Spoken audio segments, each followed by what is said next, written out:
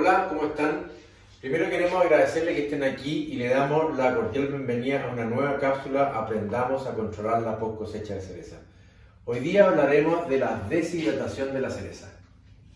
La deshidratación de la cereza depende de dos factores muy importantes, o la deshidratación de cualquier cosa.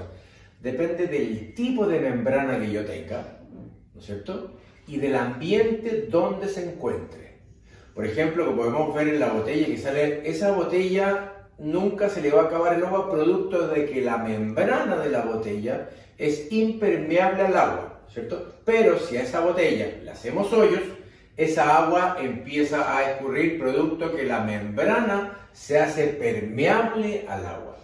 Si esa botella la meto dentro de una olla con agua, podemos observar en el video que no pierde agua, producto del ambiente donde está inmerso. Pero también podemos observar que al sacar esta botella empieza a perder el agua.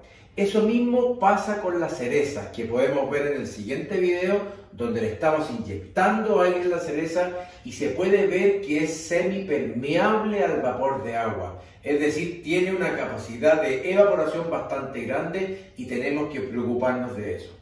¿Por qué se deshidrata la cereza? La deshidratación de la cereza primero es un proceso físico y se deshidrata por la diferencia de presión de vapor que existe entre la cereza y sus ambientes. Un ambiente puede ser la entrehilera, otro ambiente puede ser el centro de acopio, otro ambiente puede ser el interior del camión, la recepción de las plantas, etc. Entonces nosotros debiéramos sacar, por un lado, la presión de vapor de la fruta y por otro lado, la presión de vapor de ese ambiente. ¿Cómo se saca la presión de vapor? Se saca con la temperatura y la humedad de las cosas. Es bastante fácil y esto se va a meter dentro de una aplicación que hay en el teléfono y de forma muy fácil nos va a dar el resultado de la presión de vapor. Por ejemplo, tenemos una temperatura de pulpa de 25 grados y la humedad de la pulpa para estos efectos es una constante que son 100%. Si introducimos los 25 grados y los 100% de humedad relativa en la aplicación del teléfono, nos va a decir que la presión de vapor en ese ejemplo es de 3,1 kilopascal. Si nosotros nos vamos a la presión de vapor del ambiente, hacemos exactamente el mismo procedimiento donde medimos la temperatura. Por ejemplo, son 30 grados Celsius y la humedad relativa, que se mide con un higrómetro, 40% de humedad relativa. Introducimos esos dos datos en la aplicación del teléfono y nos da el valor de la presión de vapor, que es 1,6 kilopascales. Y en este caso se da la regla física que dice que la humedad va de donde hay mayor presión de vapor, es decir, la cereza, a donde hay menor presión de vapor, su ambiente. Es decir, en este caso podríamos hablar que estamos enfrente de un proceso de deshidratación.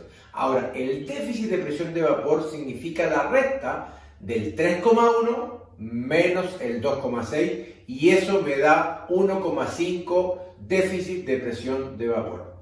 Pero, ¿qué pasa si de alguna forma nosotros podríamos aumentar esa presión de vapor del ambiente a 3,1? Si hacemos esa nivelación, no existe ninguna diferencia ni desde el ambiente a la fruta, ni de la fruta al ambiente. Podríamos decir que matemáticamente la deshidratación sería 0. Y si restamos 3,1 menos 3,1, el DVP sería 0. Eso significa que nosotros debiéramos acercarnos, o la meta que nosotros debiéramos tener es tratar de aportar o de llegar al DPP que sea lo más cercano a 0 posible entre la cereza y su ambiente. ¿Qué pasa si medimos los parámetros que podríamos medir dentro de las propuestas nuestras de ambiente de humidificación? Podríamos tener 25 grados de temperatura, es decir, bajamos 5 grados respecto al otro ejemplo, y una humedad relativa de 90%. Esos dos datos podemos sacar en la aplicación del teléfono, la presión de vapor, y nos da 2,8. Si restamos ese 2,8 menos el 3,1, nos da un déficit de presión de vapor de 0,3. En estos dos ejemplos, el que menos se deshidrata es el que tiene un TPP lo más cercano a 0 posible, Por ejemplo, en este caso sería el de 0,3. Y esa es la forma técnica o la forma numérica de darnos cuenta cuando una situación es más deshidratante que otra. Bueno, les doy gracias por su atención y los invito a ver nuevamente nuestra próxima cápsula llamada Medición de las variables que afectan a la post cosecha de cereza. Muchas gracias.